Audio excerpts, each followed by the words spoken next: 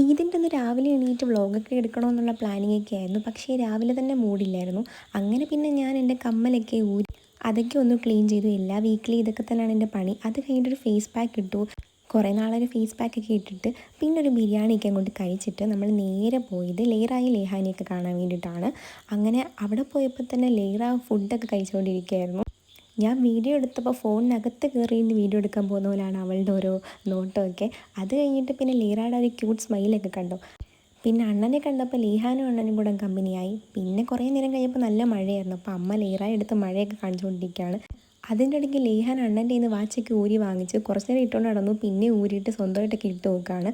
കുറേ കഴിഞ്ഞപ്പോൾ ബോറടിച്ച് ഞാൻ ഇങ്ങനെ നോക്കിക്കൊണ്ടിരുന്നപ്പോഴാണ് ഒരു പൂച്ച എവിടുന്നോ ഒരു ഞണ്ടിനെയും കൊണ്ടുവന്നിട്ടുണ്ടായിരുന്നു. പിന്നെ ഞണ്ടും പൂച്ചയും തമ്മിൽ മൽപ്പിടുത്തമൊക്കെ ആയി. പിന്നെ നമ്മൾ തിരിച്ച് വീട്ടിൽ വന്നു. വല്യത്താട സ്പെഷ്യൽ ബിരിയാണി കഴിച്ചു. പിന്നെ ആസ് യൂഷ്വൽ പല്ല് തേക്കുക, ഉറങ്ങുക. ബൈ ദ ബൈ, ഇതാണ് എൻ്റെ പുതിയ ഉദ്ഘാടനം ചെയ്ത ബ്രഷ്.